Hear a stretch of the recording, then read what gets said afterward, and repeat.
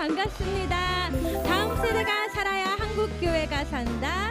다음 세움의 MC 자두 인사드립니다. 안녕하세요.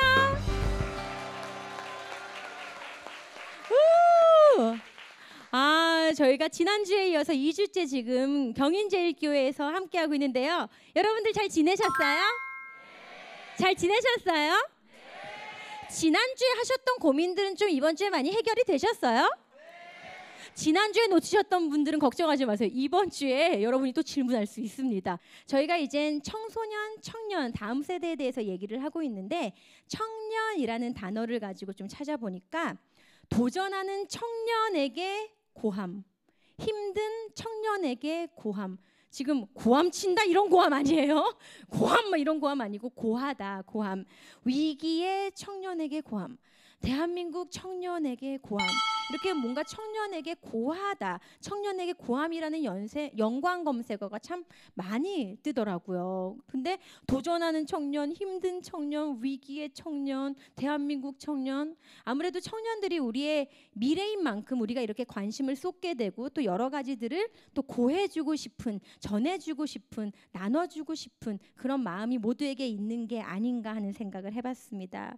어쨌든 저희 다음 세움도 같은 마음입니다. 우리 청년들에게 청소년들에게 다음 세대에게 진짜 소망을 고해드리고 싶은 마음이 오늘도 가득합니다. 그래서 오늘 우리 크리스천 다음 세대들을 위한 아름다운 어떤 고하는 메시지를 전해주실 멘토분을 오늘도 모셨거든요.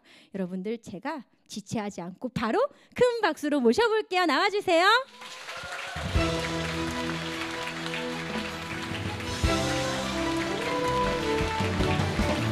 어서 오세요. 네.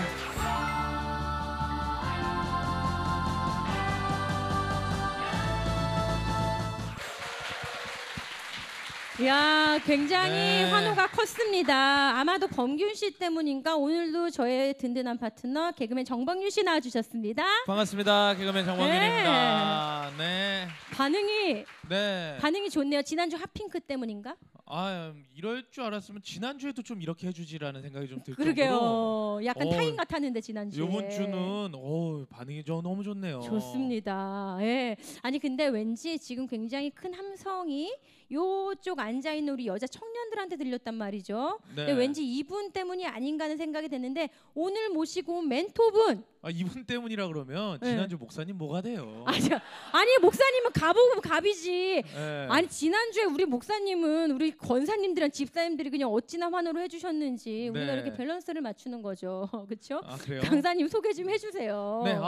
제가 직접 네. 소개를 해드리도록 하겠습니다. 네. 굉장히 잘생겼습니다. 그죠? 멋있어요. 네. 네. 네.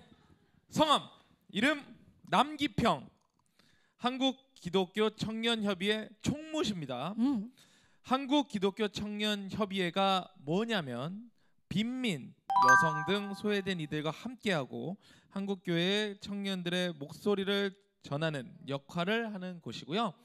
남기평 우리님은요 원래 신학을 하시고 목사님이 되시려고 하셨다가 청소년에게 위로와 힘이 되주고자 하는 사명을 갖고 청년 사역에 뛰어들었다고 합니다. 오늘의 멘토 남기평 멘토십니다. 안녕하세요. 반갑습니다. 네. 반갑습니다. 야, 아니 근데 우리 범균 씨께서 잠깐 소개를 해주셨지만 우리 원래는 목회를 하시려고 목사님으로 목회를 하시려고 하다가 그러다가 이제 청년 사역으로 이렇게 전환하게 된 어떤 특별한 이유가 있는지 저희가 궁금하거든요. 네, 원래는 감리교 청년회라고 해서 네. 거기 이제는 사역을 하다가 이제는 안수를 받기 위해서 담임을 5년 정도 했고요. 그 다음에 이제는 끝나고 나서 다시 이제는 청년 사역에 원래는 이제 청년 사역에 마음을 품고 있어가지고 좀 했으면 좋겠다라고 해서 찾아 들어가다 보니까 이제 한국 기독 청년 협의회에 일하게 된 겁니다. 그랬구나. 이런 이야기들을 좀 강의를 통해서 저희가 더 듣고 싶습니다. 정말 현장에 계신 분이기 때문에 우리 청년들이, 우리 청소년들이 어떤 고민을 가지고 살아가고 있고 또 어떻게 지금 하나님이 이끌고 계신지 저희가 한번 청해 들어보도록 할게요. 오늘 다음 세움 다음 수업의 제목이 굉장히 시적이다. 예, 제목이 굉장히 멋져요. 창틀에 앉은 청년. 야, 창틀에 앉은 청년. 뭔가 위태로워 보이기도 하지만 뭔가 낭만적인 것 같기도 하고 일단 저희가 모르겠으니까 바로 청해서 들어보도록 하죠. 모셔볼게요. 네. 네. 감사합니다. 이렇게 청년 이야기를 나눌 수 있게 해주신 거 정말 감사하고요. 질문으로 시작을 하려고 합니다. 청년주의를 지키고 있어요. 청년주의를 언제인 줄 아시나요? 대한예수교 장로회 통합 측은 청년주의를 언제인지 아시나요? 모르시죠? 그래서 제가 준비했습니다. 그 통합 측은 5월 셋째 주로 지키고요. 감리교는 9월 넷째 주입니다. 루터교도 5월 셋째 주, 한국기독교 장로회 기장이라고 하죠. 기장 청년회는 3월 둘째 주로 이렇게 지키고 있습니다. 그래서 각 청년회들이 나름의 이렇게 주제를 정하고 그 주제를 선정해서 청년주의를 지키고 있는데요. 청년들이 이렇게 교회를 떠나고 있다는 사실은 다들 아실 겁니다. 그래서 모든 구성원들이 제발 단 하루만이라도 그 주일만이라도 청년에 대해서 생각하는 취지로 만든 게 청년주일이기도 합니다. 이 청년주일과 또 이 청년 또 교회 내에 존재하고 있는 청년과 유두고가 어떻게 닮아 있는지를 좀 보려고 합니다. 교회 내에 청년들이 떠나가고 있습니다. 뭐 인구 총조사에서 볼 수 있는데요. 2015년에 나온 조사인데 한 20년 동안 한 93만 명 정도 줄었습니다. 이게 뭐 이제 출생률 또 이제는 이게 원래 청년들이 적기 때문에 이렇게 준 것도 있겠지만 93만 명은 좀 충격적인 숫자입니다. 1년으로 나눠봤을 때는 한 4만 6천 명 정도가 1년에 줄고 있어요. 우리가 대형 교회라고 생각했을 때 10,000명 이상 정도 되잖아요. 대형 교회 한 4개 정도가 없어지고 있는 현실입니다. 여기 표를 보시면요. 최근 뭐 20년 동안 93만 명이 감소했고 교회 내 청년 비율을 저희 단체에서는 3%에서 한 7% 정도 보고 있습니다. 그러니까 교회 출석에서 한 3% 정도, 많으면 7% 정도, 정말 많으면 13% 정도 보고 있는데요. 얼추 맞아요. 그러니까 우리 교회 출석 인원 중에서 한 3% 정도면 얼추 맞습니다. 근데 그런 청년회들이 조직되어 있는 데가 지금 서울 경기 지역만 해도 한 20%밖에 되지 않습니다. 그만큼 80% 이상은 청년회가 조직되지 않거나 청년회들이 다니지만 청년을 케어할 수 없는 그런 상태가 되고 있습니다. 맨 밑에 보시면 그 생활에 영향을 주는 것들 있잖아요. 첫 번째가 돈이에요. 저희가 1,300명을 대상으로 조사를 했을 때 첫 번째가 돈이고 두 번째가 뭐 이렇게 쭉쭉 이렇게 나오고 있죠. 근데 종교가 몇 번째인 줄 아시나요? 네 번째인데요. 종교가 네 번째인데 4.6%입니다. 그러니까 내가 일상생활을 살면서 종교가 내 생활에서 영향을 줄 수 있는 게 이제 4.6% 정도밖에 안 된다라는 사실을 우리가 보고 있습니다. 표를 보시면 더 아시겠지만 지금의 이제 청년들이 이런 문제에 줄어들고 있는 문제도 있겠지만 사회 문제도 보통 심각한 게 아닙니다. 뭐 여러분들 다들 아시겠죠. 취업 문제부터 시작해서 여러 가지 문제들이 청년들한테 복합적으로 있는데요. 이 기독 청년들은 이 청년 문제에 더해서 이제는 교회 내에서 있는 문제까지 겪고 있는 이중고를 겪고 있습니다. 이런 심각한 상황에도 불구하고 사회도 마찬가지고 교회도 마찬가지고 청년의 목소리를 귀 기울이지 않습니다. 유두고를 통해서 좀 보려고 하는데요. 우선 사도행전 얘기를 잠깐 얘기하겠습니다. 이제 바울이 이제 드로아라는 곳에 와가지고 이제 강론을 시작합니다. 일주일 정도 강론을 시작하는데요. 재밌는 사실이 7절에서 나중에 한번 찾아보십시오. 7절에서 보시면 이제 빵을 떼는 것부터 시작을 합니다. 이게 바로 신교, 이제 코이노니아부터 시작을 한다라는 거죠. 이게 흥미로운 사실인데 교회가 건강하기 위해서는 여러 기둥들이 존재합니다. 그 중에 가장 중요한 기둥이 친교죠.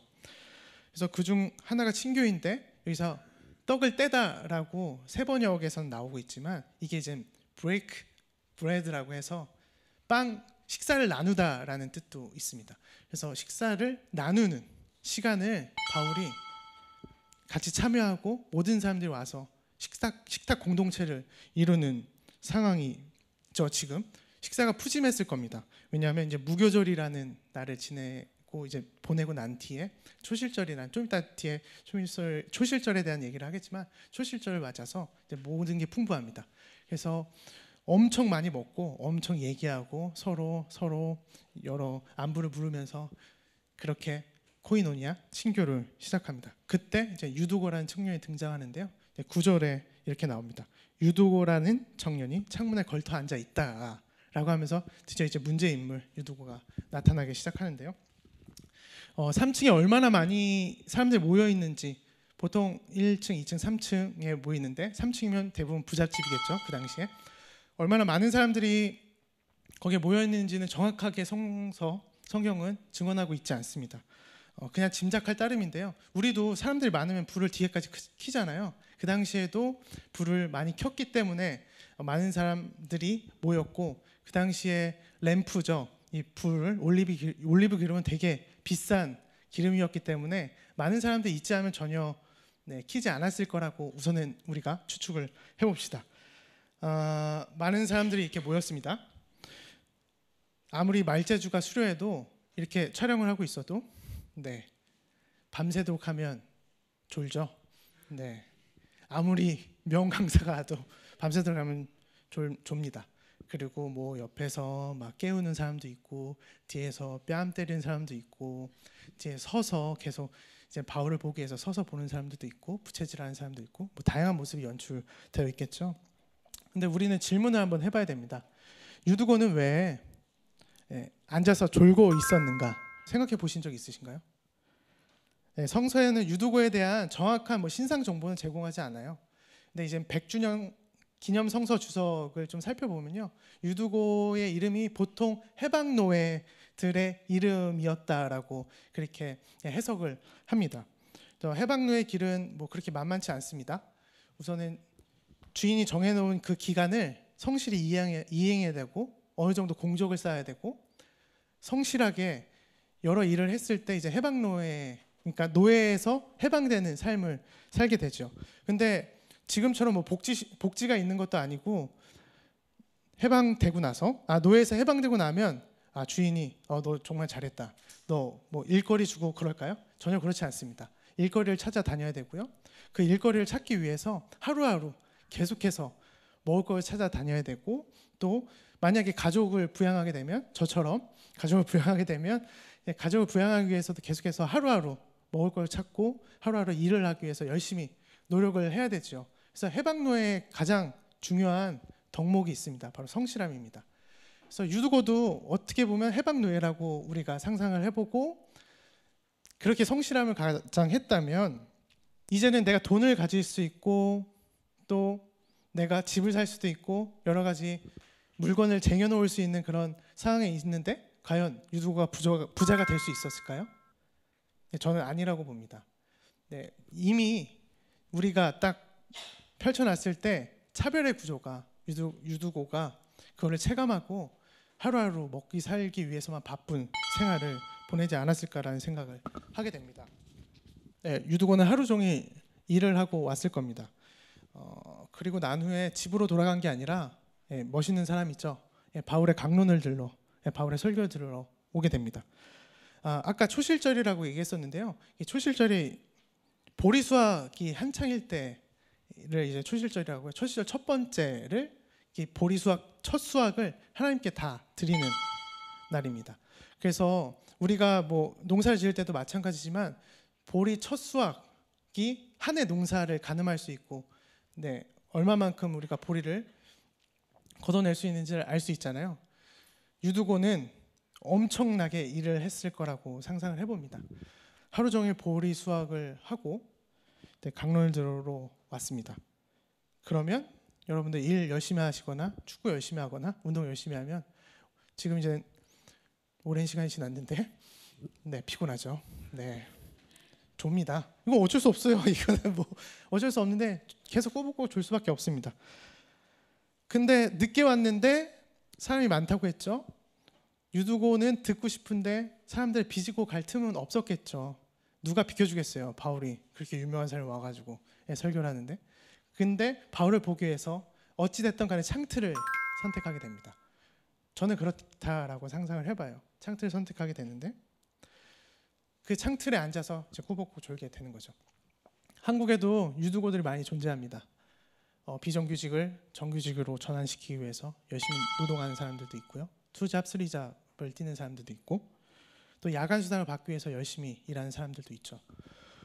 그 사람들은 어찌 보면 하나의 목표가 있는 거죠. 지금 삶보다 더 나은 삶을 살기 위해서, 지금의 삶을 개선하기 위해서 하루하루 열심히 사는 유두고들이 존재합니다. 그렇다면 이 유두고들을 좀만 더 확장시켜서 보자면 우리 유두고들, 지금 유두고에서 우리 청년들의 모습을 상상할 수 있지 않을까라는 생각을 하게 됩니다. 교회 청년이라고 예의가 아닙니다. 뭐 취업의 문이 좁고 스펙을 쌓아야 되고, 요새는 더 심한 말을 들었습니다. 나이가 스펙이랍니다. 예, 휴학도 하면 안 된답니다. 나이가 스펙이고, 얼마만큼 젊은 나이에 대기업에 취업하는지 뭐 이런 것들이 관건이라고 하는데, 더 나은 미래를 위해서 우리는 하루 아니면 내일 계속해서 희생하면서 버티는 거죠. 2014년 고등학생 졸업생을 기준으로, 이거는 이제 고등학교 졸업생 기준으로 대학교 진학률을 봤을 때 70.9%입니다. 이거는 뭐 재수생 이런 것들 다 빼고 70.9%고 실질적으로 한 85%가 넘을 거라고 봅니다. OECD 평균이 40%니까요. 네, 어마어마한 거죠. 거의 2배 수준에 이르게 되는데, 학력 인플레이션이라고 아시나요? 네, 학력 인플레이션이 어마어마합니다. 요새는 대학교 갖고 안 되죠. 이과 같은 경우에는 대학원을 나와야 됩니다. 왜냐하면 교수님이 좋아야 좀 더 좋은 연구원에 들어가거나 이런 방식으로 계속해서 이제는 우리가 공부할 수밖에 없는 그런 상황들에 매몰되죠. 대학 등록금 무시 못하죠? 네, 무시 못합니다. 등록금 액수가 OECD 4위 수준인데요. 이게 이제는 이과랑 문과랑 합쳐서 실질 물가 대비 합치면 미국에 이어서 2위입니다. 그래서 한 2,500만 원 이상이 등록금만 들어간다고 하고요. 얼마 전에 통계에서 보면 한 2억 정도 든다고 해요. 4년 졸업할 때 2억 정도 들게 되는데요. 근데 학생들 부담이 점점 더 커지죠. 그래서 학자금 대출 받습니다. 고스란히 빚이 되죠. 안타까운 사실은 청년들이 대학에서부터 삶의 등급이 나눠진다라는 것들은 다들 아실 겁니다. 이게 대학생들 얘기만 해서 그렇지만 대학 안 나온 친구들은 청년 아닌가요? 이 친구들은 뭐 견습이다, 뭐 여러 가지 도제제도라고 하죠. 그런 것들의 희생양이 되어서 비정규직이나 열악한 노동 환경에 노출되고, 더 억울한 것은 어떤 청년 담론에도 낄 수 없다는 사실입니다. 왜냐하면 교회나 지금의 사회나 청년 담론이 대학생 담론들이에요. 그러니까 대학을 다니지 않으면 어떠한 이제는 대학 다니지 않은 청년들은 그 담론에 낄 수 없습니다. 이게 지금의 현실입니다. 교회도 마찬가지죠. 교회도 보통 청년들을 대학생이라고 이렇게 등식쳐서 하지만 대학생들은 상당히 다양합니다. 대학생들이 다양한 게 아니죠. 청년들이 상당히 다양합니다. 대학생만 있는 게 아니죠. 여러 가지 담론을 생산하고 또 여러 가지 말씀을 증거하고 여러 가지 대화를 통해서 이 담론들이 정말 풍성하게 이루어져야 되는데 그런 방식들이 이루어지지 않고 있죠. 그래서 지금 청년들이 현실적으로 되어가는 것들, 계속해서 이제 앞만 보고 달리는 것들은 이 사회가 만들어준, 어떻게 보면 더 심하게 말하면 어른들이 만들어준 그런 구조 속에서 청년들이 계속해서 살기 위해서 발버둥 치기 위해서 하는 것들이 아닌가라는 생각을 하게 됩니다. 근데 더 심한 거는 이 모든 것들이 자신을 탓하게 된다라는 거죠. 사회는 자꾸만 빛을 지라고 강요를 하기도 합니다. 청년들에게 저녁이 있는 삶, 뭐 저녁이 있는 삶도 있는 청년이 있겠죠. 하지만 여가가 있는 삶은 꿈에 불과하기도 하고 어찌 보면 되게 속편한 소리일 수도 있습니다. 그런 청년들이 이제는 주일 예배로 오거나 이렇게 이제 금요철이나 저녁에 오면 졸겠죠. 알바를 해야 되니까. 요새 알바 안 하는 청년들 없잖아요. 알바를 하거나 그러면 졸게 됩니다. 그러면 늦잠 자기 일수이고, 그런데 그거를 이제 엉덩장 때리면서 빨리 가라고 교회 뭐 이렇게 하는 부모님들도 많으시죠. 근데 유두고는 결국엔 떨어져 죽습니다. 창틀에서 아슬아슬하게 앉아 있는 모습이 오늘날의 청년들과 유사합니다. 기독 청년들도 마찬가지고요. 사회생활이 살얼음판이라고 하시죠, 다들. 그리고 냉혹함이 있다고 하고, 물론 더 이상 나아질 것 없다라고 모두 생각하면서 지금 청년들은 냉소에 빠지게 됩니다. 창틀에 앉아서 졸다가 까딱하다가 죽을 수 있기 때문에, 그리고 그 죽음이 소외와 배제가 되기 때문에 청년들은 고개를 버리고 있는지 모르겠습니다.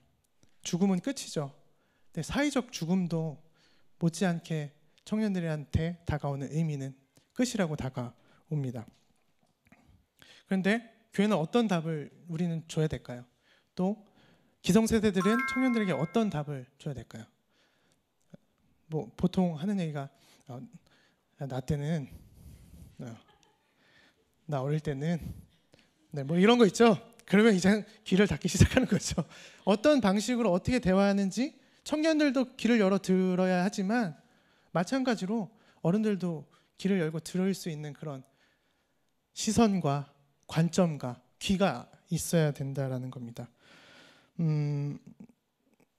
이렇게 졸다가 떨어져서 위태위태한 상황에서 어느 누구도 자신의 자리를 내어주지 않습니다. 네, 분명히 유두고가 들어온 줄 알겠죠. 주변 사람들도 졸고 있는 걸 봤겠죠. 근데 자신의 자리조차 내어주지 않고 너 졸고 있어, 위험해, 일어나 라고 깨워주는 이가 한 명도 없습니다. 이게 이제 오늘날의 현실이고 공동체의 현실인 거죠. 그러면 졸아서 3층에서 떨어진 유두고는 유두고 개인을 탓하게 되죠. 개인을 탓하는 사회, 개인을 탓하는 교회는 바로 요새 말로 노답입니다. 네, 핵노답이에요. 그런데 이러한 청년들에게 교회는 어떻게 대하고 있습니까? 교회가 청년들에게 위로의 공간입니까? 주님의 사랑을 충분히 느낄 수 있는 공간입니까? 유두가 떨어졌습니다. 바울은 그 즉시 유두고에게 달려갑니다. 그래서 10절에 이렇게 나와 있는데요. 바울이 내려가서 그에게 엎드려 끌어안고 말하기를 소란 피우지 마십시오. 아직 목숨이 붙어 있습니다. 라고 얘기합니다. 유두고를 끌어안습니다. 바울은. 그리고 말합니다. 네, He's alive. 살아있다. 그러게 외쳐요. 죽은 거 아니다. 너네가 보기엔 죽어 있는 것처럼 보이지만 내가 내려갔더니 숨 쉬고 있어. 움직이고 있어. 네, 살아있다라고 얘기합니다. 오늘날 유두고들에게도 바울의 외침과 위로가 필요한 거죠. 여기 유두고가 살아있다. 여기 우리 청년들이 살아있다. 여기 내가 살아있다. 여기 옆에 우리 아들이 살아있다.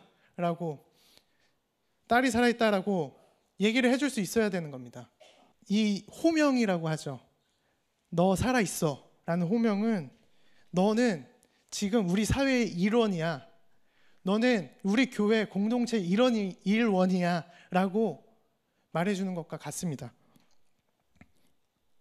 가장 중요한 거는 만약에 우리가 잘못된 체제나 그런 방식들을 바꿀 수 없다면 가장 먼저 해야 되는 게 뭐냐면 바울이 외치는 것처럼 여기 청년이 있다.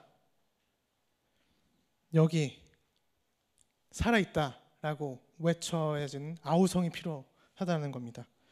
12절에 보면 이제는 바울이 한참 얘기를 듣다가 이제는 그 유두고와 유두고 친구들이 위로를 받고 집으로 가게 됩니다. 영어 성경에서는요, 이 적지 않게 위로를 새 번역에서는 적지 않게 위로를 받았다라고 얘기를 하는데 이 영어 성경에서 보면 was greatly comforted라고 이렇게 나오는데요. 다시 말하면 적지 않게가 아니라 대단히 큰 위로를 받았다라고 얘기를 하고 있습니다. 적어도 유두고를 데리고 간 그 청년들, 해방 노예들, 친구들은 바울이 충분히 듣고 바울이 그의 존재를 인정해주면서 대단히 위로를 받았다라는 거죠. 이런 공감대를 형성해 줬다라는 겁니다. 그 무엇보다도 마음이 중요하다라는 건데 마음은 공감이고 더 나아가서 공감을 느낄 수 있는 게 공동체, 그런 공동체가 필요하다라는 겁니다. 그것이 우리에게는 어딜까요? 교회죠. 우리 공동체의 마음 쓰기에 따라서 앞으로의 공동체의 미래가 보입니다. 파커 파머라는 그 미국 사람이 있는데요. 비통한 자들을 위한 정치학에서 이렇게 얘기를 합니다. 예배 공동체가 이러한 질문들에 대한 대답을 몸소 구현했을 때 그 생생한 증언은 어떤 교리보다 경전보다 훨씬 더 강력한 힘을 발휘한다. 그게 마음이라는 사실입니다. 마음 쓰기. 우리 모두가 청년도 마음을 써야 되고요. 기성세대도 마음을 써야 되지만 마음을 어떻게 쓰느냐에 따라서 그 공동체 미래가 바뀐다는 사실입니다. 유두고와 그 친구들은 바울에게 큰 위로를 받았죠. 그 시작은 바울의 끌어안음이었고요. 살아있다라고 외쳐주는 거고 호명해 주는 거였습니다. 이게 교회의 역할이고 우리 모두의 역할입니다. 살아있지만 이 사회로부터 죽어간 이들한테 우리 또한 다가가서 여러분들 우리가 기억하고 있어요 라고 호명해주고 기억해줘야 된다라는 겁니다. 그렇지 않으면 오늘날의 유두고들은 사회적 죽음을 넘어서 쉽게 목숨을 버리거나 아니면 떠나가게 되겠죠. 특히 청년들은 쉽습니다. 공동체를 훌훌 털어버리면서 요즘 밖에 재밌는 게 얼마나 많아요. 네, 그냥 훌훌 털어버리고 그냥 나가면 됩니다. 더 이상 이런 마음에 다쳐서 또 나의 존재를 인정해주지 않아서 떠나가는 사람들 더 이상 없게 해야 되지 않겠습니까? 그 중에 하나가 오늘 바울의 행동이란 사실입니다. 진심으로 위로하고 진심으로 이들을 호명해야 됩니다.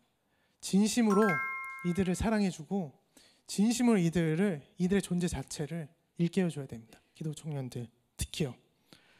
바울의 시작이 코이노니아죠. 친교인데 우선 밥 먹는 거부터 시작하지만 밥 먹으면서 밥만 먹으면 되는 거죠.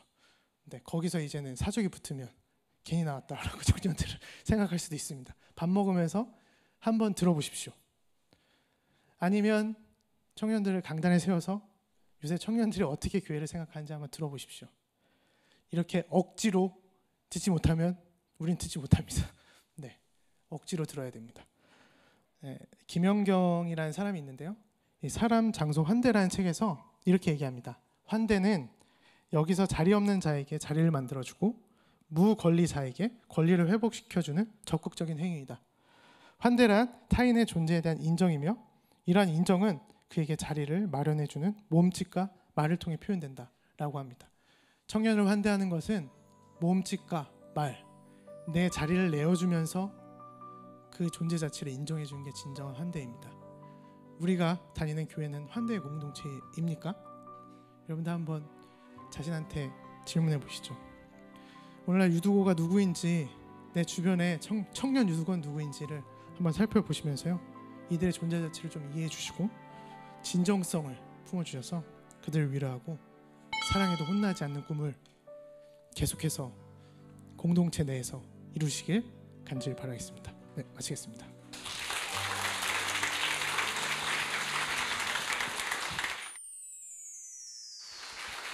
와, 우리 총무님이자 우리 목사님, 네. 예, 총사님, 네네. 이게 청년의 편에 서서 청년들의 목소리를 이렇게 대변해서 내주시는 것만으로도 정말 많은 청년들이 그냥 위로가 되고 격려가 되고 그냥 힘을 얻을 것 같아요. 네, 제발 그랬으면 좋겠습니다. 네, 정말 되게 작은 소리로 조용하게 말씀하셨지만 사실은 굉장히 우리의 마음 가운데 이렇게 날이 설 수 있도록, 그렇죠? 나쁜 날이 아니라 이렇게 뭔가 청년들에게 이런 것들이 필요하구나 마음을 쓸 수 있게끔 해주셔가지고 많은 청년들이 지금 벌써부터 진짜 뭐라 그럴까 그 마음에 힘을 얻는 것 같아요. 그리고 아까 말씀하셨던 그 사도행전 20장 그 12절 말씀에 어떤 역본에 보면은 네. He was greatly 되게 놓였다고 그랬는데 제가 네. 다른 역본을 찾아봤더니 Everyone was greatly relieved. 그러니까 그 청년뿐 아니라 다른 사람들도 굉장히 다행이라고 생각했고 안심했다라는 내용이 있는 거 보고 공동체가 이거구나. 네, 단순하게 맞습니다. 그 유두고라는 청년만 그냥 뭐 아 내가 이제 괜찮다가 아니라 그 청년이 살아남으로 인해 가지고 everyone was 진짜 모두가 정말 다행이라고 느꼈구나. 네, 뉴욕 발음을 뉴욕 발음 아니에요. 저 이거 시애틀 발음 따라한 한국 일산 발음. 일산 발음이라고 알아두시면 네, 예, 알겠습니다. 일산 발음이었습니다. 어쨌든 굉장히 감사합니다. 이 이야기를 듣고 어떤 청년들이 더 용기를 내 가지고 이렇게 질문을 해줄지 굉장히 기대가 되는데 범균 씨가 또 오늘도 매의 눈으로 또 지금 또 찾아가실 겁니다. 범균 씨 네. 다녀와 주시죠. 네. 지난주에 네. 인천은 사실 입시 전쟁. 입시철인데 이번 주의 말씀은 정반대의 이야기를 해주셨는데요. 과연 어떻게 느끼셨을지 한번 먼저 질문이 있으신 분이 있어요. 나오잖아. 나온다. 본인 소개를 좀 부탁드릴게요. 안녕하세요. 22살 김하은이라고 합니다. 네, 우리 김하은 씨. 하은 씨, 번쩍 들었는데 어떤 게 가장 기도 제목이고? 요즘 가지고 있는 고민이 하나 있는데 제가 고등학교를 졸업하자마자 바로 이제 취업을 해서 일을 하다가 하고 싶은 일이 생겨서 대학교를 진학하게 되었어요. 근데 이제 대학교에서 어떤 계기로 기독교 동아리에 들어가게 됐는데 이제 그 동아리가 너무 즐겁고 행복해서 이제 과의 전공 공부보다 더 열심히 하게 되고 막 학교에서 막 기독교 활동도 많이 하게 되었어요. 근데 이제 제가 하고 싶은 일을 하려면은 스펙도 많이 쌓아야 되고 공부도 많이 해야 되는데 이제 동아리 활동을 하면서 좀 학교 생활에 많은 시간을 이제 그런 학교 사역에 많이 투자를 하게 되더라고요. 그러면서 그런 과정이 되게 즐겁고 행복했는데 또 마음속에는 좀 혼란이 생겼어요. 내가 이런 시간을 투자하면서 나는 이제 다른 과 친구들이 나가는 대회에 못 나가서 상도 못 하고 공부도 많이 못해서 생각보다 성적도 많이 안 나오고 남들보다 스펙도 떨어지지 않나라는 고민이 좀 생겼어요. 그래서 이런 혼란 가운데서 저는 어떻게 해야 되나라는 고민이 좀 생겼어요, 요즘에. 와. 네, 과도 중요하지만 이제 기독교 동아리에서 본인 생활이 더 즐겁다 보니까 어떻게 하면 좋을까? 내가 지금 하고 있는 이 기독교 동아리가 맞는 건가? 아니면 그냥 과 생활을 먼저 더 원래 하던 걸 해야 되는 전공을 해야 되는 건가? 어떻게 하는 게 맞을까요, 우리 총무님? 네. 제가 이제 토크 콘서트 몇 군데 다녀보면 이 질문을 진짜 많이 받거든요. 내가 정말 좋아하는 걸 해야 되나? 아니면 잘하는 걸 해야 되나? 이걸 하는데 보통 이제 어르신들은 네가 잘하는 게 좋아하는 거다. 뭐 이렇게 설명해 주시거나 그러는데 지금 충분히 할 고민이고 정말 좋은 고민인 그렇죠. 거고요. 청년들이 막 열심히 나서 기도하고 실제 자기 영역에 가가지고는 자기 옆에 있는 사람들에게 하나의 선한 영향력을 못 끼치는 경우들이 있어요. 때로는. 네, 우리 현실이 우리를 그렇게 만드는 거죠. 내가 성공과 실패의 기준을 딱 어느 잣대에 맞춰서 수치에 맞춰서 그런 것들이 우리한테 단가요? 그러니까 내가 성적을 못 맞았다고 해서 이게 정말 사회적 기준이 될 수 있죠. 하지만 모든 것들의 기준이 된다라는 건 아니죠. 그래서 지금 1년, 지금 6개월은 그런 기준이 될 수 있겠지만 그게 10년을 봤을 때, 20년을 봤을 때 학점 기억하는 사람 거의 없습니다. 근데 그것들이 내 미래를 위해서 어떤 방식이 중요한지를 계속 보면서 꾸준히 갈 필요가 있는 거죠. 전공 공부든 내가 하고 싶은 거든 뭐 이런 것들이 있는데 그 꾸준히를 주변 사람들이 못 참아주는데 그런 것들을 잘 설득시키면서 꾸준히 나가는 것이 되게 중요하다고 생각해요. 네, 맞아요. 어려운 얘기예요. 분명히 우리가 하는 얘기예요. 하지만 균형을 찾아가는 과정도 분명히 삶의 일부분이고 하나님이 그 과정도 사용하신다고 믿어요. 그러니까 화이팅. 힘내십시오. 화이팅. 예. 할 수 있습니다. 예. 네. 네. 박수 한번 주시죠. 정말 되게 또 너무 똑똑하고 예쁜 친구죠. 범균 씨는 또 범균이 오빠는 다른 얘기 해줄 수 있다. 저 아니요. 오빠가 굉장히 가끔 되게 희한한 얘기예요. 범균 오빠한테 들어봐. 되게 아니요. 지혜로운 게 있어. 저는 이렇게 선택이라는 것들에 대해서 저렇게 이야기를 해주셨지만 본인이 둘 다 잘하면 됩니다. 오빠! 고민 안 해요. 뭔가 둘 다 하나가 삐그덕대니까 하는 거니까 둘 다 잘하길 바라겠습니다. 지금부터 안 자고 하면 돼요. 네, 편하게 밤새면서 두 개 다 저 오빠가 저런다. 최선을 다해서 지금 빨리 집에 가서 공부도 하고 했으면 애를 또 좋겠어요. 훅 보내네. 네, 어쨌든 축복해요. 저희가 한 분 더 네. 마지막으로 모셔볼까 하는데 이제 청년들의 고민도 있지만 우리 오늘 같이 온 우리가 2주째 함께하고 있다 보니까 이번 세대를 살고 계신 형님의 고민은 어떤 것들이 있을까 해서 우리 형님 잠시만 마이크를 좀 잡아주시고 또 어떤 형님을 찾으셨어? 또 네. 경인제일교회에서. 네. 멋있으시다. 네. 머리는 어디서 하신 겁니까? 이발소에서 했죠. 네. 코스염도 다듬으시었습니다. 가사에 보면 이게 진짜 다듬는 약간 진짜 멋져요. 예. 각이 딱 나오잖아. 멀리서 약간 봐도. 고맙습니다. 이브라이모비치 느낌이 좀 있는데 네. 잘 찾는다. 형님은 지금 올해 나이가 어떻게 되세요? 근데 몇 학년 정도만 물어볼게요. 5학년 끝자락이 있습니다. 근데 너무 젊어 네, 보이신다. 그게 너무 근데 좋아하시죠. 5학년이 이렇게 꾸민다라는 거는 이야. 아직 정신 못 차리는 갑이죠. 아니요. 정말 아니에요. 배우고 싶어요, 저는. 요즘은 때론 젊은 사람의 이야기가 도움이 된다라고 저는 생각을 합니다. 맞습니다. 그래서 우리 형님의 요즘 고민, 요즘의 기도 제목 어떤 게 있습니까? 뭐 제일 중요한 거 5학년 끝이라면 건강이긴 하겠지만 네. 그렇습니다. 사실은 저희들이 기성세대라고는 하지만 기성세대가 정말로 기성세대다운 삶을 살고 있는가 이 부분에 대해서는 상당히 저희 자신도 자신할 수가 없습니다. 사실은 제 고민은 더 채우려고만 하는 겁니다. 내려놓아야 되는데 채우고 세우려고만 하는 이런 고민에 붙잡고 기도를 하고 있습니다. 그래서 우리 청자년들을 이끌어주고 세우는 것은 우리 기성세대들이 많이 나누고 내려놓아야 되는데 어떠한 방법으로 해야만 청년들과 교감이 되고 소통이 될까 이 부분이 고민입니다.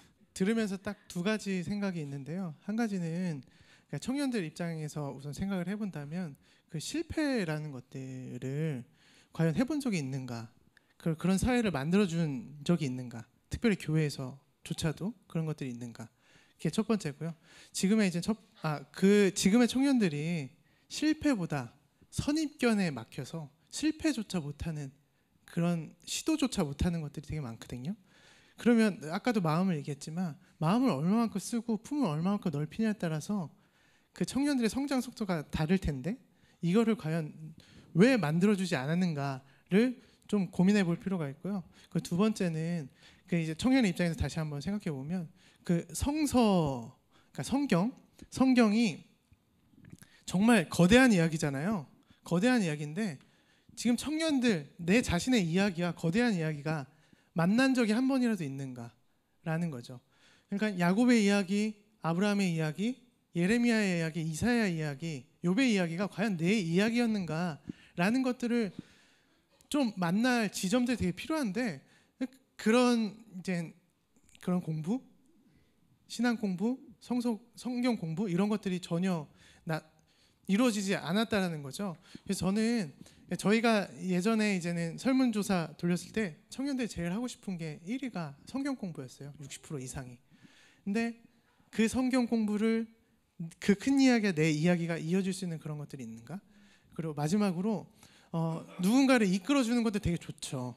네, 이끌어주는 거 되게 좋은데 이제는 내가 놈으로서 그게 공동체가 이루어지고 내 자리를 비우면서 이렇게 지켜보면서 할 수 있는 그런 리더십들이 되게 많이 성행하고 있거든요. 그냥 냅두세요.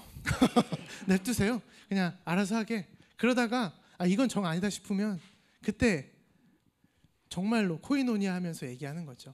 네, 그런 방식들이 좀 필요하지 않나 생각하게 됩니다. 네. 우리 총무님, 목사님 평일에 어디 계세요? 평일에 종로 5가에 있습니다. 네, 종로 5가 가세요.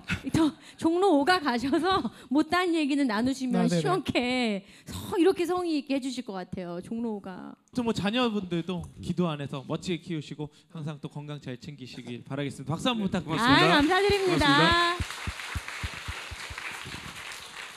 마지막으로 사실 오늘 저희를 이곳에 초청해 주신 분이 있어요. 초청해 주신 분이 있어서 저희가 이곳에 오게 맞아요. 됐는데 그분은 과연 어떤 기도 제목이 있을까? 우리 바로 이분입니다. 너무 아름다우세요. 네, 저희를 이곳에 초청을 해주셨는데 정말 저희를 예쁘다. 초청한 이유가 뭡니까? 뭐 다짜고짜를 세워놓고 이유가 뭡니까가 뭡니까? 네, 저는 네, 신랑이랑 같이 중고등부 섬기고 있는 어. 선생님입니다. 그래서 저희가 이제 그 SNS를 통해서 이 다음 새우물 부부가 같이 잘 보고 있는데 이제 저희 신랑이 먼저 이렇게 촬영하는 교회를 찾아서 아이들 데리고 한번 가보자. 그래서 이렇게 오시게 하면 어떨까 생각이 들어서 작가님한테 쪽지를 보냈습니다. 어때요? 이렇게 실제로 저희가 와서 함께 하셨는데 어떠세요? 다음 세요 함께 하고 계셔 보니까 애들에게. 네, 아이들이 이렇게 아멘 소리를 크게 한 거는 예배 시간에 잘 찾아볼 수가. 네, 아이들이 너무 많이 은혜 받고 저도 은혜 받고 너무 감사드리고 네, 너무 즐거운 시간이었습니다. 네, 아직 안 끝났어요. 네.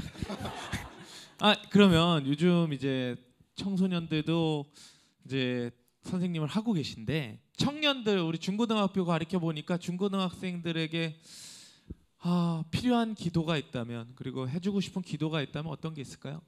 네, 저희가 내일 모레 중고등부 수련회를 떠나는데 많은 아이들이 하나님 만나고 싶다는 하나님을 체험하고 싶다는 기도 제목을 내놓았어요. 그래서 지금 새벽 기도로 같이 그걸 놓고 기도하고 있고 많은 선생님들이 기도 모임으로 그걸 놓고 기도하고 있습니다. 그래서 우리 아이들이 이번 특히 수련회 또 주일 예배를 통해서 하나님 만나고 싶은 그 간절함을 하나님께서 꼭 만나주시기를 같이 기도하고 있습니다. 네, 마지막 요번에 이제 만나길 바라며 우리 총무님께서 어떻게 하면 진짜 애들이 만날 수 있게 어떻게 하면 기도해야 되고 어떻게 하면 이 수련회를 잘 마무리할 수 있을까요? 그냥 모든 걸 뭐 총무에게 물어봐 이것도 아니고. 네, 프로그램이 있는데. 네, 그렇죠. 애들이 만나야지. 네. 그냥 격려와 위로의 말씀과 노하우 같은 거 있으면 나눠주시면 좋을 것 왜냐면 같아요. 많이 하시니까. 네. 이게 뭐 이렇게 빡세게 한다고 되는 게 아니라서 예, 충분히 서로 빡세게 하십시오. 그렇죠. 근데 아이들이 그 사랑을 다 알아요. 모르는 것 같아도 그렇죠. 그 사랑 먹고 자랐으니까 우리 입장에서 뭐가 빡센 될지 모르겠지만 어쨌든 우리가 아이들을 위해서 정말 뭐 편집되더라도 빡시게 한번 그렇죠. 빡시게 애도 잘 키우고 애들도 그냥 삶을 잘 기르게 예쁘니까 됐어요. 선생님은 됐어. 그러니까 우리 오늘을 만들어 주신 우리 모두를 만나게 해주신 우리 선생님이세요. 그리고 한 아이의 어머니시고 우리 또 중고등학교를 이끌어 주시는 멋진 선생님이시거든요. 위로 그리고 격려의 박수 한번 부탁드리겠습니다. 감사합니다. 초대해 주셔서. 감사합니다. 네. 예, 우리 범균 씨도 굉장히 오늘 유독 수도고가 많으신 것 같아요. 여기 팔자가 파였어. 질문 네. 받고 왜 그러죠? 피곤하셨어요? 그런 사람 만난 것 같아요. 이분이 웬만해서 이렇게 팔자가 막 네. 이렇게 안 파였는데 팔자가 파였네. 필러 좀 맞아야 될 것 같아요. 어쨌든 오늘 정말 너무나도 가족 같고 너무나도 좋은 시간이었어요. 우리 목사님 총무님도 너무 정성을 다해가지고 마음을 나눠주셨고 여러분들도 정말 정직하게 그 마음을 나눠주셔가지고 저희가 더 풍성한 시간을 만들 수 있었던 것 같습니다. 이제 저희가 2주간 만났지만 여기서 또 이제 마무리를 해야 할 것 같은데요. 네. 마지막으로 우리 목사님, 총무님 네네. 가시기 전에 우리 다음 세대들에게 그리고 다음 세대를 기르고 계시는 부모 세대들에게 네. 그냥 짧고 굵게 한마디의 메시지 전해주실 수 있을까요? 네, 제가 시를 준비했어요. 오. 문태준 시인데요. 내가 사모하는 일에 무슨 끝이 있나요라는 시인데 나중에 혹시 시 좋아하시면 보시면 될 텐데 제가 몇 구절만 읽어드리겠습니다. 야, 또 시를 나는 시집 드린다 그러는 줄 알았다. 나도 다 준다 그런 줄 알고 깜짝 놀랐네. 오 했는데. 드릴까요? 아니야. 네네네. 그 사랑에 관한 어려운 질문이라는 시입니다. 너는 내게 이따금 묻네. 너와 나의 관계를. 그것은 참 어려운 질문. 그러면 나는 대답하네. 나란히 걸어가면서 나는 너의 뒷모습, 나는 내가 키운 밀싹, 너의 바닷가에 핀 해당화. 어서 와서 앉으렴. 너는 나의 기분 위에 앉은 유쾌한 새라는 시입니다. 여러분들 같이 걸으시고요. 같이 물으시고 사랑에 대해서 물으시고 또 마음에 대해서 물으시고 서로에 대해서 물으시는 그런 다음 세대 그리고 다음 세대 길러가시는 분들이 되시길 간절히 기도하겠습니다. 감사합니다.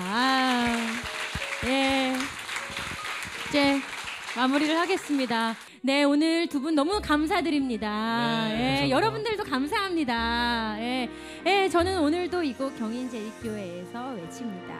다음 세대가 우리의 희망이고 다음 세대가 우리의 미래입니다. 다음 세대가 살아야 한국교회가 산다고 믿습니다. 다음 주에 인사드리겠습니다. 감사합니다.